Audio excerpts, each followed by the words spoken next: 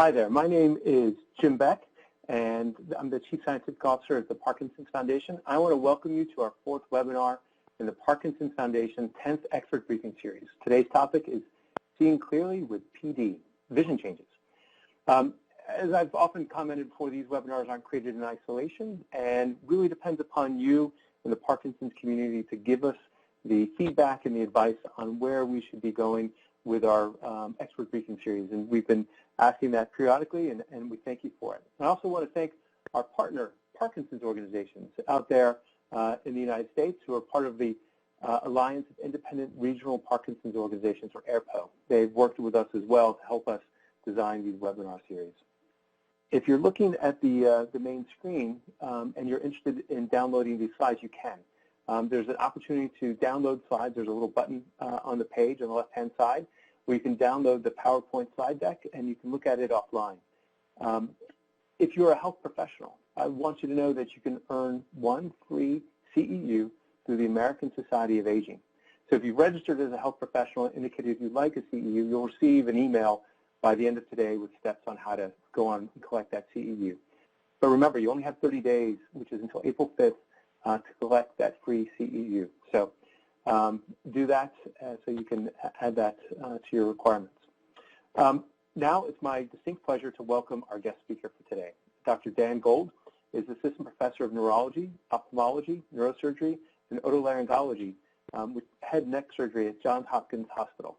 Dr. Gold is an Assistant Professor and was a neurologist with fellowship training in neuro-ophthalmology and additional training in neurovestibular disorders. Dr. Gold maintains an active clinical practice and sees patients with dizziness and imbalance as well as neuro-ophthalmic conditions. He's heavily involved with the education of the residents and fellows at Johns Hopkins, and he gives frequent lectures on topics related to this very specific area, in addition to leading the neuro-ophthalmology and oculomotor bedside teaching rounds for residents and students. So, Dr. Gold? Thanks so much. It's my pleasure to be here. And so I'm going to talk about vision, what patients with Parkinson's might expect. We're going to talk about the visual system. We're going to talk about why I'm here talking about vision to begin with, and what is a neuro-ophthalmologist, and why might you need to meet a neuro-ophthalmologist. So first of all, why should I care about vision? So vision's an important sense.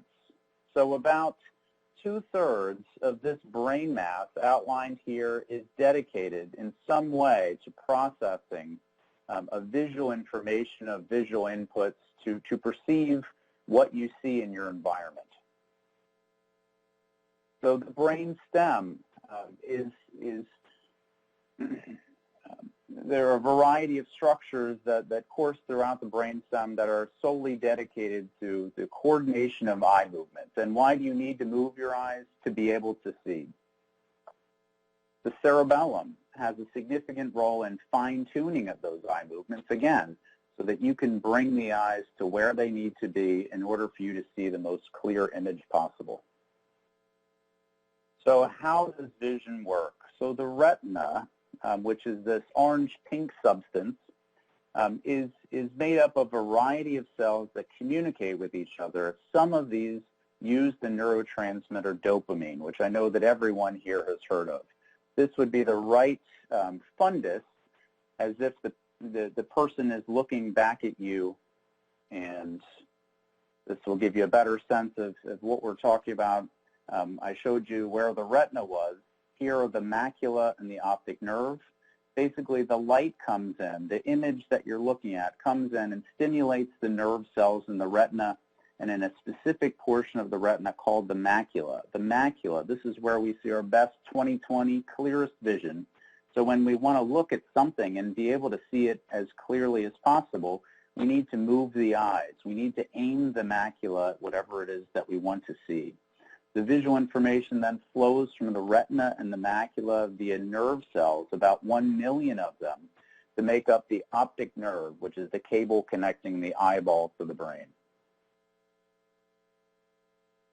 So here's an MRI scan showing the course of the visual pathways from the eyeballs, where you can see the retina sort of flattened on the back of the globe, that the flow of visual information goes from the retina to the optic nerve, and then it goes from the optic nerves back to the optic chiasm, where about 50% of the nerve cells are going to cross over. So the occipital lobes, finally the visual information has to make its way back to the visual part of the brain, the occipital lobes, where the brain can interpret it and make sense of what the eyes see. Effectively, if you have a problem that affects both occipital lobes, like a stroke that involves the right and the left sides, you would be blind as if you have no eyeballs at all. So what is a neuro-ophthalmologist?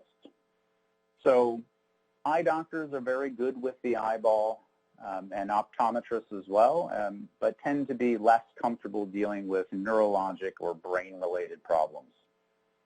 Likewise, neurologists are great with the brain, but tend to be uncomfortable when it comes to the visual pathways specifically relating to the eyeballs and the optic nerves. So a neuro-ophthalmologist has specific training. About half of them are neurology trained, about half of them are ophthalmology trained. That allows us to sort of really have an appreciation for the interface between the eyes and the brain. So there are two main parts to neuro-ophthalmology. One is the afferent system, the ability to see. We just talked about the visual pathways, how that visual information needs to make its way from the eyeballs back to the visual parts of the brain. Secondly, there's the efferent system. We have to be able to move the eyes effectively to see. Again, we want to aim the macula, that 20/20 area, at whatever visual target needs to be seen. So as a neuro-ophthalmologist, we care about where is the problem, what part of the brain, and from the where comes the what. So what could be going on? This, we make these determinations based on a thorough history, as well as a comprehensive eye exam, a neuro-ophthalmic exam, and commonly a neurologic, or at least pieces of the neurologic exam as well. So what visual symptoms should somebody living with Parkinson's be aware of? So first of all, it's very important to know that visual symptoms in Parkinson's are extraordinarily common. About 78% of patients will report at least one. So less common, and what we just won't have time to talk about today, include conditions that may affect patients living with Parkinson's, but are typically more common in other Parkinsonian conditions like progressive supranuclear palsy or multiple system atrophy, for instance. And so we're not going to go into them today. These include blepharospasm, so a forceful contraction of the eyelids, apraxia of eyelid opening, where the motor command of opening the eyes is impaired. Significant vertical eye movement limitations tend to be very common in progressive supranuclear palsy, not so much in Parkinson's. What we will talk about today are the most common conditions and symptoms that affect patients living with Parkinson's, including central and color vision abnormalities, blinking and ocular surface abnormalities, eye movement abnormalities, and hallucinations. So first, we'll talk about central and color vision abnormalities. So what are the most common symptoms? There's blurriness. The images just aren't clear. There's difficulty with vision in the twilight hours or when raining. Colors look washed out or not as vibrant as they used to. Or sometimes people can't really put it into words, but something just isn't the same. So what do we test in the clinic? So again, we want to know the visual acuity. We want to know, we look at the eye chart at near and distance. What is the best central vision that we can measure? This is the macula. This is the 20/20 vision that I referred to before. The visual acuity is the ability to resolve the details of a stimulus, in this case the numbers. It is affected by eye factors, usually including retinal issues or cataracts, for instance, rather than a brain problem. Contrast sensitivity is a big one for patients living with Parkinson's. Contrast sensitivity is the ability to discriminate an object from its background. As an example, think about walking up or down carpeted stairs and having difficulty deciding where one step ends and the next begins. You can see in the photo on the right side that the right side of the photo is normal contrast vision. So the left side is a reduced contrast sensitivity. You see how dull and sort of non-vibrant this is, and again, it's much more difficult on the left side to discriminate these objects from the background. It's not nearly as sharp. So patients with Parkinson's tend to do pretty well with visual acuity in tests using vision charts with letters of the same size, but with reducing contrast. As you can see in the chart on the left side, patients with Parkinson's tend to do more poorly as compared to age-matched controls, for instance. The contrast detection just isn't as good. Patients with more advanced Parkinson's may complain of poor vision that's worse in a lower contrast or lower light environment. Therefore, if you have problems with contrast sensitivity, having a brighter ambient light is recommended to improve contrast sensitivity so that driving in low lighting situations should be avoided, for instance, for safety reasons in affected patients. Some patients benefit from certain eyeglass tints like amber or rose color. These can also help to reduce glare or sensitivity to light. So color vision. So in the healthy brain, these are color plates that we would use to test in the neuro-ophthalmic clinic. So in the healthy brain, color is processed by structures in the back of the eye in the retina. And again, I mentioned that some of those retinal cells communicate amongst one another using dopamine, the neurotransmitter dopamine.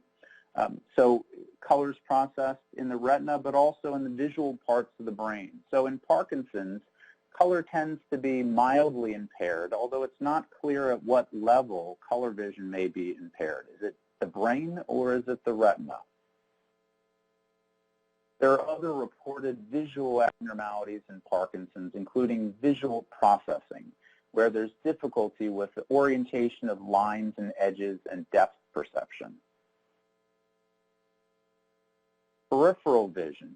So patients with Parkinson's may be distracted by targets or visual information in the periphery. In addition to that, patients may have difficulty discriminating details in the periphery of images. So object perception is another potential abnormality. Difficulties identifying overlapping objects or impairment with the mental ability to rotate objects. Visual spatial construction can also be problematic, where copying and recalling complex figures like intersecting pentagons can be difficult. There can be problems with motion perception, where patients have a greater difficulty detecting whether motion is occurring and in which direction, which can be particularly troublesome as you're trying to cross the street, for instance. Patients may also have difficulty with face and emotion recognition, problems recognizing faces and facial expressions, for instance. So patients whose balance is impaired tend to rely more heavily on visual inputs.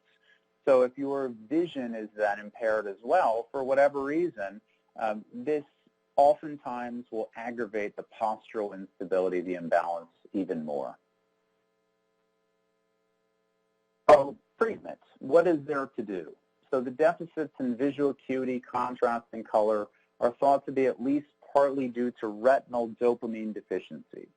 So some of these can be helped by the addition of dopamine. So whether that's Sinemet, whether that's dopamine agonists, or something else. We want to always make sure that other treatable visual issues are addressed, that the patient is in the right pair of glasses, for instance, that there's not a cataract or glaucoma or some other non-Parkinson's related visual problem that can be diagnosed and treated. And the important point is that of the color and the acuity and the contrast difficulties that I mentioned, each of these is relatively subtle or mild in Parkinson's, but it could be that the combination of these is really what's problematic and what leads to symptoms. So now we're going to talk about blinking and ocular surface abnormalities. So why do we care about the ocular surface? So the ocular surface, the front part of the eye, the cornea, is responsible for optical clarity. So again, the clearest possible image gets to the back of the eye, gets to the macula, so that the macula and the visual pathways going back to the visual parts of the brain are as clear as they possibly can be. The ocular surface provides a protective barrier. It decreases friction as you're blinking, and also allows for hydration, for adequate hydration. So in summary, the eye has protective mechanisms such as blinking and tears, both of which tend to be impaired in Parkinson's, which we'll talk about. So why do we blink? So blinking takes the tear film and is able to distribute it uniformly across the front part of the eye or the cornea. Secretion of tears from tear glands, the eyelids sort of milk the tears out of the glands and allow them to be released effectively. And so it's important to know that everyone tends to blink less at certain times. So when you're reading, when you're working on the computer or watching TV or driving, people just tend to blink less. And sometimes people need artificial tears, for instance. So what are symptoms of ocular surface irritation? That the eyes are dry. So people can just experience and feel like there's a dryness. There can be a gritty or sandy sensation. There could be burning or redness or crusting on the eyelashes, or the eyes getting stuck shut in the morning. Sometimes sensitivity, a heightened sensitivity to light as well, can indicate that there's irritation or a dry eye. So it's sort of two hits in Parkinson's, if you think about it. So the ocular surface, if patients with Parkinson's aren't producing tears as effectively as they should, and if you're not producing tears like you should, and the blinking is intended to distribute the tears uniformly throughout the cornea, but the blinking is reduced, the result is that not only do you have a poor tear film, but you can have dry eye and irritation. So with regard to the blinking specifically, it has been suggested that in Parkinson's it may be a form of a hypokinesia, perhaps related to decreased dopamine levels in the brain. Certain medications can also aggravate dry eye, including Artane, but many, many others that are for other medical conditions, for instance. So how is this diagnosed? So really a thorough evaluation by any ophthalmologist or optometrist or neuro-ophthalmologist with the fancy tools in the eye clinic, the slit lamp, looking at the front of the eye, can determine that the eyes are dry. So how do you treat dry eyes? So artificial tears, preservative-free, tend to be preferable. Some people do have additional irritation when they're using artificial tears that have preservatives. You can use them 3 to 4 times a day regularly, and more as needed when you're participating in activities where you tend to blink less anyway, like using the computer, watching TV, or prior to driving, for instance. Certain sort of more viscous ointments can be used at nighttime as well. If that fails, there are prescription medications like Restasis that can be helpful. Patients with Parkinson's may also suffer from an inflammation of the eyelids called blepharitis, which can be helped by proper eyelid hygiene using baby shampoo or hot compresses or lid scrubs. Again, any neuro-ophthalmologist or ophthalmologist or optometrist should be able to diagnose and manage these conditions. So now we'll talk about eye movement abnormalities in Parkinson's. What to expect. First, we're going to talk about double vision. So first, it's important to know that there are two main types of double vision. One is a monocular, non-neurologic double vision, which is commonly related to cataracts or simply dry eye. If it's related to dry eye, you might see two, and then you might rest your eyes or blink your eyes or use artificial tears, and it should resolve. So monocular double vision, so for instance, the patient's seeing 2 of the star. We're not sure if the patient's seeing 2 of the star in one eye or with both eyes together. So we cover the left eye, and the patient's only seeing one of the stars. We cover the right eye, and the patient's seeing two. So with one eye individually, the left eye viewing, the left eye sees two of the stars, sees two images. This is monocular because it's one eye, double vision, in the left eye. This is almost never, with very, very rare exceptions, neurologic. And like I said, the most common culprits include things like dry eye or cataracts. Having a patient, usually we do this in the clinic, simply look through a pinhole can eliminate that monocular double vision. And again, that confirms to us that this is an eyeball problem. And again, a comprehensive eye exam is necessary in these situations. So the other occurrence, the other type of double vision is binocular, where this can be neurologic. Some people just have long-standing strabismus, perhaps that they were born with or that they've dealt with since childhood. But basically in this situation, now you can see, for instance, the left eye and the right eye are a little bit more crossed than they were in the previous situation, and the patient's seeing two stars when they should only see one star.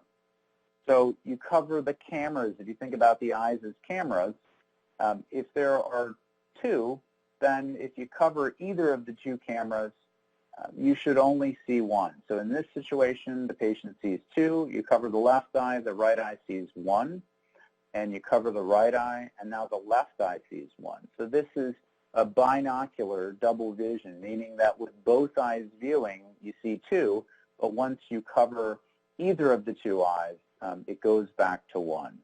This suggests that the eyes are misaligned, and this is typically a situation where a patient gets referred to a neuro-ophthalmologist for double vision. Like I said, this can be related to a long-standing strabismus, something that's been there for a long time. This can be neurologic and potentially vision or life-threatening, although that's really, really rare and not so common with Parkinson's disease. We will talk about the most common cause for double vision in Parkinson's disease in just a minute. So treatment of double vision, so what can we do acutely? Some people prefer to simply cover one eye. You can cover one eye with your hand. You can simply close your eye without using your hand. You can use a pirate eye patch if that's what you like.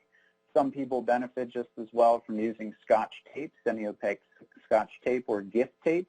You can put the Scotch tape over one of your lenses, and it effectively occludes the vision in that eye. So it's the same thing as wearing a pirate patch. The same thing as covering one eye with your hand, but it's less conspicuous, it lets light in, and generally it's more comfortable and better tolerated. In the more subacute to chronic situation, prism is oftentimes used. Prism can be press-on or ground-in. In this case, this is a press-on prism. You can actually see that this person is wearing the stick-on prism. And if a patient likes it, usually this is sort of a temporary trial. If the patient likes it, then this can be ground into your glasses so that nobody can notice.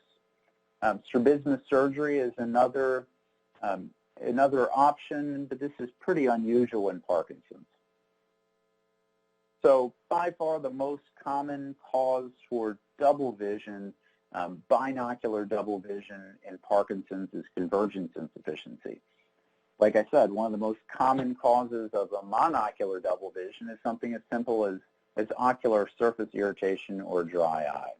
Commonly, the two can co-occur so that somebody has both monocular double vision due to dry eye and binocular double vision due to convergence insufficiency. So symptoms of convergence insufficiency include, most commonly, double vision. You have to bring the eyes together to converge them when you're looking at something close to you, like a book. You have to diverge or move your eyes apart when you're looking at something far away, for instance. So when somebody experiences convergence problems, difficulty bringing the eyes together, the two images tend to be side by side or horizontally displaced. There are other non-specific symptoms of convergence insufficiency, but basically anything that affects your ability to read or see clearly, looking at something up close that gets much better when you cover either eye could absolutely represent convergence insufficiency. So like I said, when something is close to you, like it is on the right side, that the star is getting closer to the eyes have to converge, they have to come together. In Parkinson's disease, it's not entirely clear why convergence tends to be impaired, but it's so common that it is. And so we look for the near point of convergence, the point at which the object is so close to the eyes that the eyes can no longer converge and one of the two eyes sort of pops out and the patient sees two. Usually this is less than 10 centimeters or so. In Parkinson's disease and convergence insufficiency, it's almost always greater than 10 centimeters and sometimes greater than 20 or 30 centimeters in more significant cases. So the diagnosis of convergence insufficiency can be made during a comprehensive eye movement examination performed by your neurologist or your optometrist or your ophthalmologist or your neuro-ophthalmologist. How do we treat it? So there are home exercises known as pencil push-ups where essentially you're taking a small target, small visual target like the tip of a pencil, holding it at arm's length and doing repetitions where you're slowly bringing it from arm's length in towards your nose. You're doing repetitions. There's no clear sort of program, but you're doing 20 or more repetitions a couple times a day for a couple weeks or so to see if this improves your ability to converge the eyes, to bring the eyes together. Sometimes vision therapy can be helpful, or computer exercises. There are some companies that have home programs that you could participate in. Covering one eye or putting Scotch tape or satin gift tape over one lens can also be, this will definitely eliminate the binocular double vision that's related to convergence insufficiency. Some people like this, some people don't like this. And finally, prisms can be placed, but they should only be placed in the reading glasses because, again, this is a near problem. This is a problem that's only noticeable for when this is strictly convergence insufficiency, when you're looking at something close to you. Therefore, the prisms, if they're prescribed for you, should be in reading glasses only, not in distance glasses. Patients whose balance tends to be impaired should, generally speaking, avoid progressives and bifocals and trifocals because if you're over-reliant on vision, you're looking at the floor, you're looking at your feet. When you're looking through bifocals or trifocals or progressives, you're looking through the reading portion of the glasses at your feet or at the floor, which is the wrong distance. Therefore, wearing progressives or bifocals or trifocals can actually increase visual disorientation and sometimes aggravate balance as well. So finally, we're going to talk about hallucinations. So in Parkinson's disease, hallucinations tend to be associated with the following. So daytime sleepiness or difficulty falling asleep, moderate to severe cognitive problems, a longer duration of Parkinson's disease, and also an associated reduced visual acuity and visual impairment. So what about medications? So as you can see, so the single plus sign here indicates that this medication can contribute to or cause hallucinations. 2 plus signs just suggest that medication tends to be a bigger culprit when it comes to causing or aggravating hallucinations. So amantadine is a big one. Some of the dopamine agonists tend to be the biggest culprits. But as you can see, every medication for Parkinson's and the newer ones as well, can absolutely cause or contribute to hallucinations. So when hallucinations are experienced, you should have a conversation with the prescribing doctor, your neurologist, for instance, about the hallucinations that you're experiencing, and the medications need to be looked at and sometimes need to be modified or changed to another. So passage hallucinations. So these are the most common that a patient with Parkinson's might experience.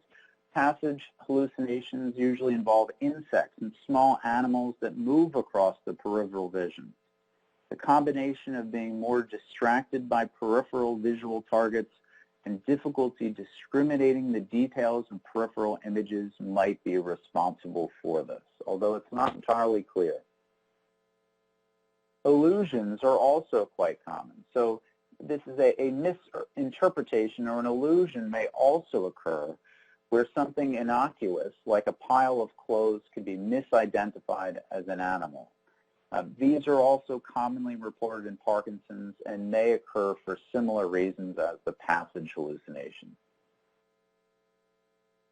So complex hallucinations. So most complex visual hallucinations involve animate objects and are typically in front of the patient, tend to be experienced when the lighting is dim.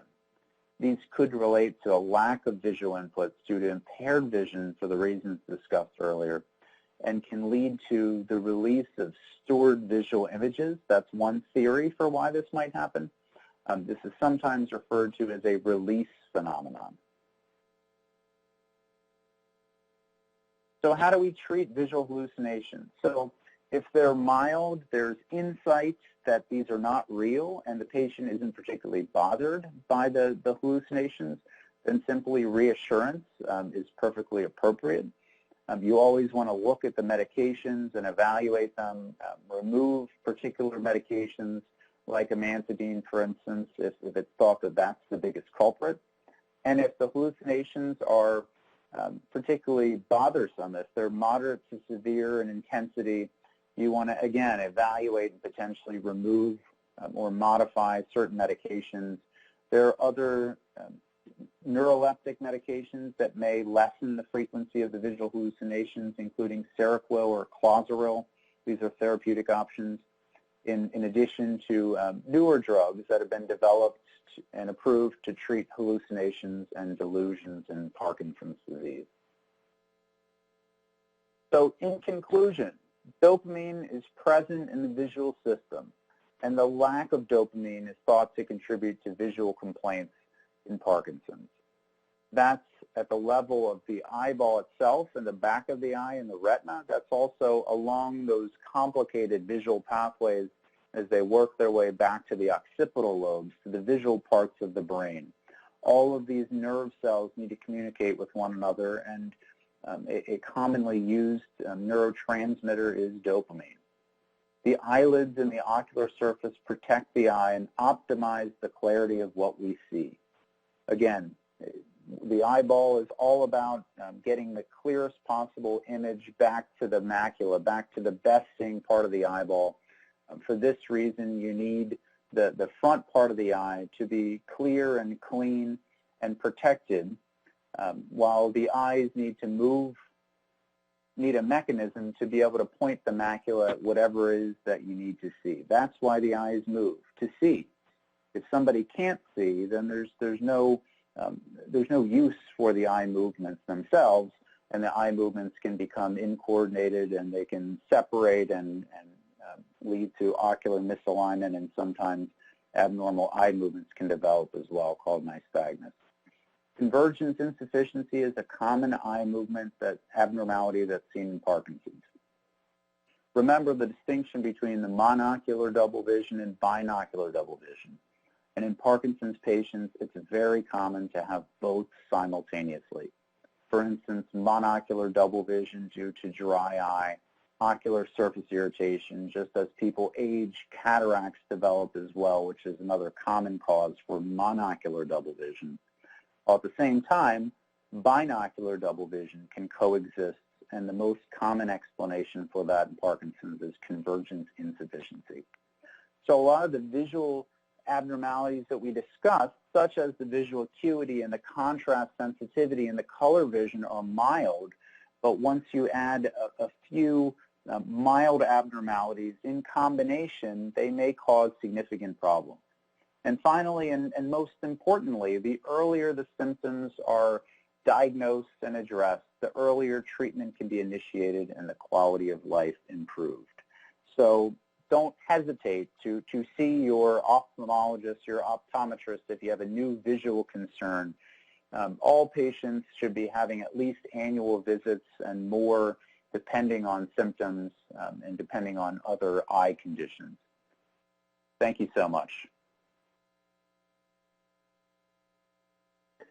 Thank you, Dr. Gold. That was a really riveting explanation of what I think a lot of people with Parkinson's disease are experiencing, just based upon the questions that have been coming in. I think you really covered the issue regarding double vision and dry eye a lot.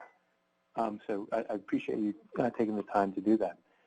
What I want to do right now is just a little housekeeping things, and just let people know that, you know, this is such a interesting and compelling topic. So we had over 2,700 people from 27 countries and all 50 states have registered today. And I've got a question from Kenya that I'm going to ask you, Dr. Gold.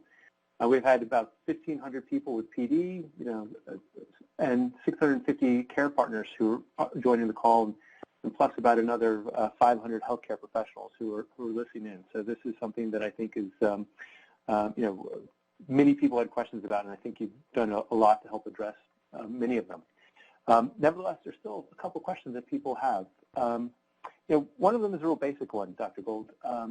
How do you talk to your doctor, and when do you talk to your doctor about a referral to someone with your specialty, a neuro-ophthalmologist?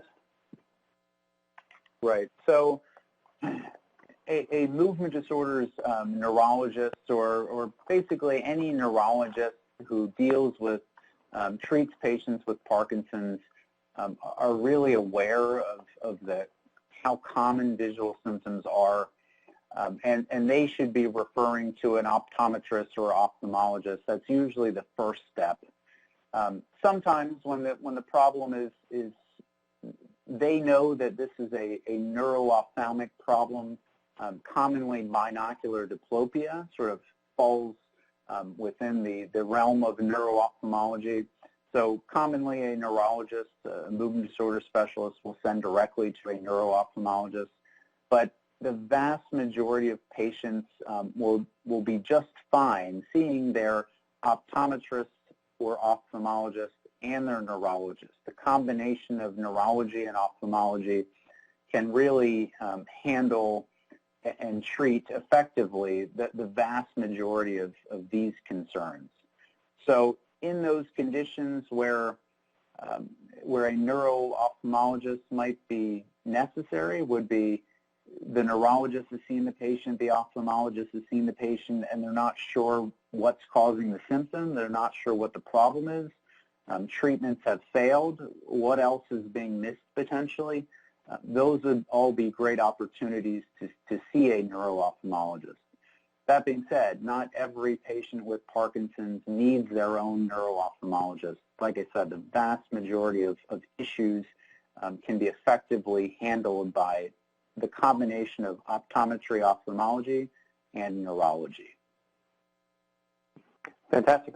So let's say a person with Parkinson's, as you said, reached this juncture where their ophthalmologist as well as their neurologist are kind of, you know, really at a loss for what might be causing the problems.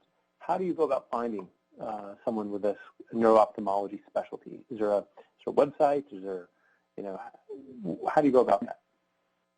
So there is. So the biggest international sort of collection of neuro-ophthalmologists is through the North American Neuro-Ophthalmology Society, abbreviated as NANOS, N-A-N-O-S. So if you simply do an internet search for NANOS, and then probably type in neuro-ophthalmology somewhere, then you will be taken to our society website, where I believe you can search for somebody based on zip code or based on I'm not sure about country, but definitely zip code. You can find somebody in the United States or throughout North America. Yeah, absolutely. So I think it's important to add that idea of adding vision in there. Who knows, you might get to some kind of like a Marvel comic type of world. It's a great abbreviation, NANOS. You know, a concern that you know, we have from a person with Parkinson's in Pennsylvania is, and in Texas, kind of a common theme is we talk about these vision declines. Are they progressive, or is this, you know, do people reach a kind of a steady state once they've developed Parkinson's disease? You know, they come in and this is where their vision will reach, or is it something they're, because they're already battling one progressive neurologic disease, and to add another can be kind of overwhelming. What is your perception on how these vision issues, people with PD, progress? Or they seem overall mild, but as you pointed out, in combination they can be troublesome. Right. So I agree. Most of the visual problems do tend to get worse over time as opposed to getting better over time. Some people can absolutely sort of plateau at some point. Some people's vision can continue to decline. That being said, if there is a decline, it's a decline that isn't easily measured by typical eye exam testing methods, for instance, like visual acuity. And it's extraordinarily slow over many years. So I think that the most important thing, like I said, some of the visual problems can be at least partially corrected by levodopa, by Sinemet. So for instance, some of the visual problems, contrast sensitivity, color vision, that may be due to a lack of retinal dopamine can be partially corrected by using dopaminergic medications. There's only so much that we can do. So it is extraordinarily important to have routine eye exams with your optometrist, with your ophthalmologist, because as people age, eye conditions become more and more common. The eyes tend to dry out over time, so the dry eye becomes a very common problem. Some people can develop glaucoma, which can affect your visual fields. Cataracts are extraordinarily common as well. People can have retinal issues and retinal detachments and macular degeneration and other problems that tend to affect people as they age. Some of those, or most of those problems, those visual issues, do have well-known and evidence-based therapies. So making sure that you're not dealing with something that is treatable, like a cataract that's impacting your vision, you can have cataract surgery for that. From a Parkinson's standpoint, it's hard to predict what will happen to somebody's vision in the future. But as this is a neurodegenerative progressive problem, unfortunately, the visual issues do tend to get worse over time as well.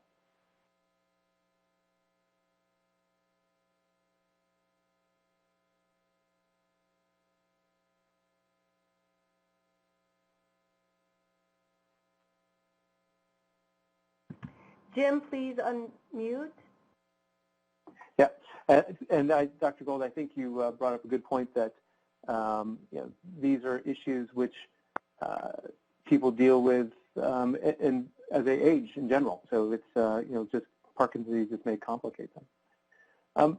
Another question that's brought up is especially regarding some of these convergence insufficiency. The muscles may not be working right.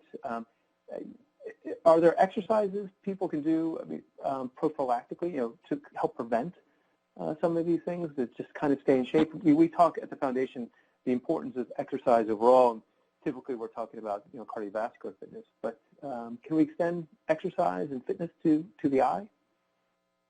Right. So that's an interesting question, one that I've never actually thought of. So I'm not aware of any studies or any papers looking at prophylactic eye exercises to try to prevent convergence insufficiency. So I don't know if that would work.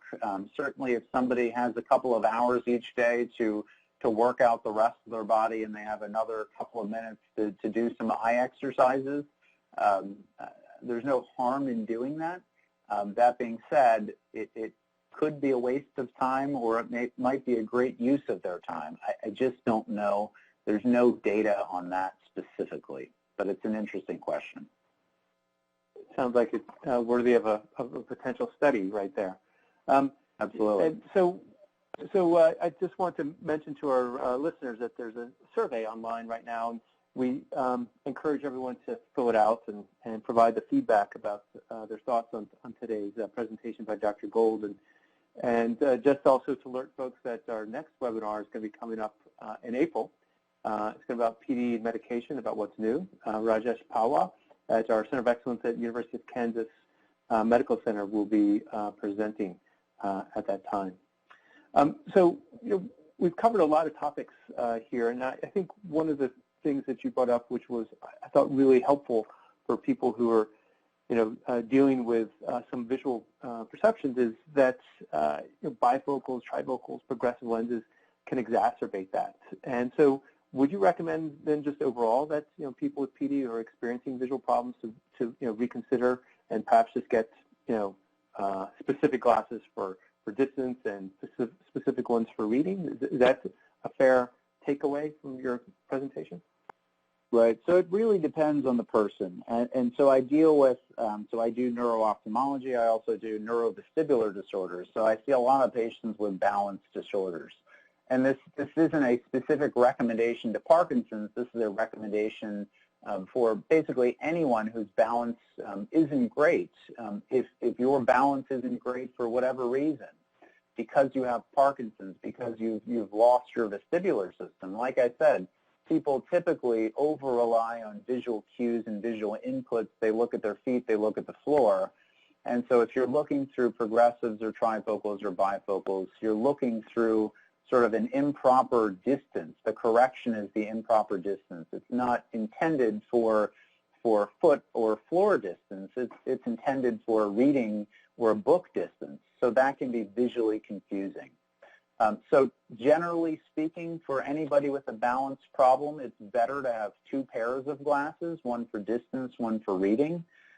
Some people just really dislike having two pairs of glasses, or if they need a separate third pair for an intermediate distance like computer work, for instance, then that can be extraordinarily cumbersome. So it really depends on the person, but if balance is really impaired, then it's a good idea to stay away from progressives, bifocals, and trifocals.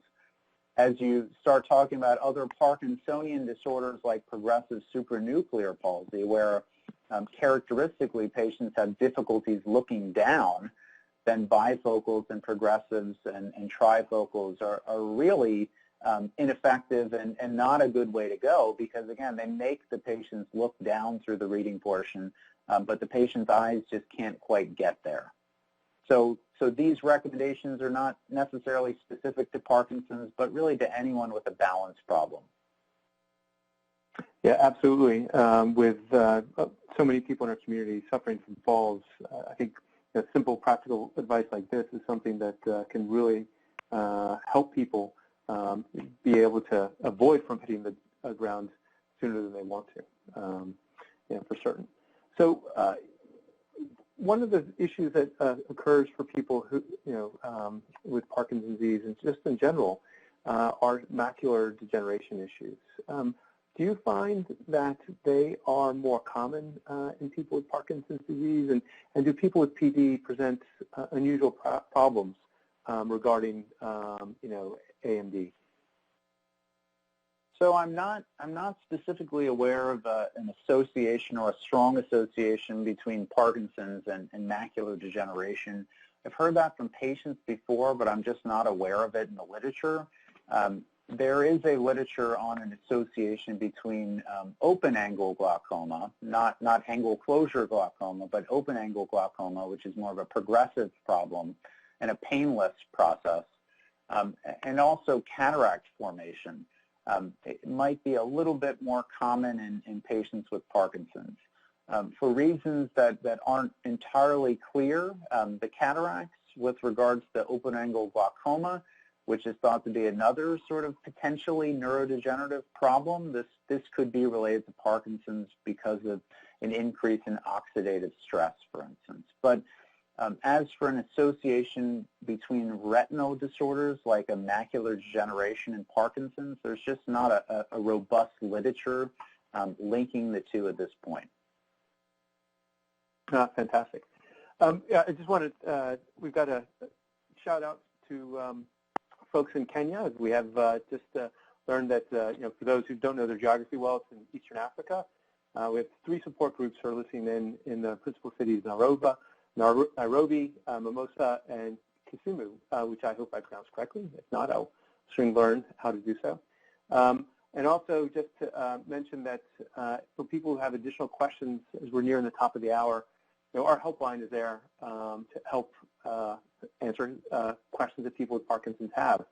You can reach our information specialist at 1-800-4PD-INFO. That's 1-800-4PD-INFO. Or you can just visit our website at parkinsons.org, where we have lots of materials available, not only regarding vision issues in Parkinson's disease, but other problems that people with Parkinson's disease experience as well. But Dr. Gold, you mentioned some ways to deal with people who may have secretions around the eye. Good eye hygiene, use of baby shampoo or hot compresses. How do you distinguish those types of symptoms from pink eye, which can happen as well for people with Parkinson's? Right. So an infection versus just an inflammation of the eyelids.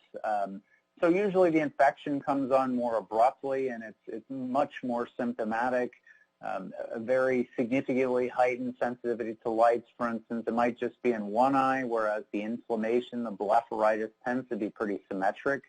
But really, if there's any concern or you're having any new symptoms of red eye or painful eye or sensitivity to light, you should really see your optometrist or your ophthalmologist right away. And with the tools of the eye clinic, the slit lamp in particular, they would be able to quickly tell you which of those this is. Is this an infection, in which case antibiotics might be needed, or is this inflammation, in which case they'll give you recommendations on eyelid hygiene. But anything new out of the blue, unexplained, then I would recommend just without hesitation, go see your eye care professional. Yeah, fantastic. I think that's great advice. One of the things you pointed out was that dopamine medication can help with some of these, the eye issues that people with Parkinson's disease experience. We had a question come in from Washington from one of the children of a person who has Parkinson's, and they're asking, is this in addition to the regular oral medication of Sinemet and what other dopamine replacement therapy they might be on, or is the dopamine replacement therapy enough to help deal with some of these issues? Right. So this wouldn't be an extra dose. This wouldn't be sort of an as-needed dose when your eyes are blurry. This would just be repleting the dopamine with levodopa, with Sinemet, or whatever other medication you're using. So normal doses, just whatever is appropriate for that person, should replenish the dopamine in the basal ganglia, but also in the back of the eye and the retina. Like I said, the visual symptoms, at least in the beginning, tend to be pretty subtle. And so there might be a partial response to these medications, but the symptoms themselves tend not to be that dramatic. They tend to be pretty subtle. So simply just repleting in the normal way that your movement disorder specialist or your neurologist would do should be adequate. That being said, some patients can have visual symptoms in their off period, so that as their Sinemet is wearing off, as they're in between doses, that's when double vision or that's when blurry vision might be experienced. And you should definitely talk to your neurologist about that to try to see what can be done about the dosages, the size of the dose, the frequency of the dosing throughout the day to minimize the visual sort of off period as well. I think it's you bring up a really good point about on versus off, and this ties in with a question we had from a person with Parkinson's from New Hampshire. It reports that they have vision problems where when they're off they have difficulty moving their eyes, like looking down in particular. But when they go visit their ophthalmologist, they're typically on the on state because they have to get to the doctor's office, and so they need to be on their medication. So how do you resolve that situation where people are experiencing these problems off versus on? Is it just a matter of them coordinating care, or you coordinating care better with their primary movement disorder specialist or their Parkinson's neurologist to ensure that they're having less off periods? I mean, what would an approach be and advice you might give to a person who's trying to resolve these issues. Right. So it's, as a clinician, we always like to see the problem ourselves. So while I'm sure that your ophthalmologist believes you that you're having these off-period symptoms and eye movement issues and double vision and whatever it is, it would be nice for that eye care specialist and for your neurologist to see you during an off period to specifically see what the problem is. By specifically understanding what the problem is, that's the best way for us to help you. But absolutely, I would have that conversation with your neurologist. And again, do the dosages of your medication, does the frequency of your medication need to be modified in some way to reduce those off periods? Again, I think also of people who are in clinical trials, and they often, there's a practically defined off where they don't take their medication, last doses at night, and then they wake up and come in for their study visits first thing in the morning when they're having taken medication. And maybe that's something to broach as a way to perhaps the clinician to actually see some of these symptoms. There's right. It's problematic and it's not easily done, but it's something to to consider, I guess. Right, absolutely. No, I would recommend trying to recreate your specific symptom in the best way that you can so that your physicians can understand what you're experiencing and do their best to help you. Absolutely. And I want to discuss an oddball question, which, I hear my kids ask about and I hear people ask about, and that's about floaters in the eyes. I don't know exactly what's the origin of those, and you hear people talk about them periodically. And the question coming in from a person with Parkinson's from Illinois is that, are these floaters something that's inherent to Parkinson's disease, or just something that people have overall?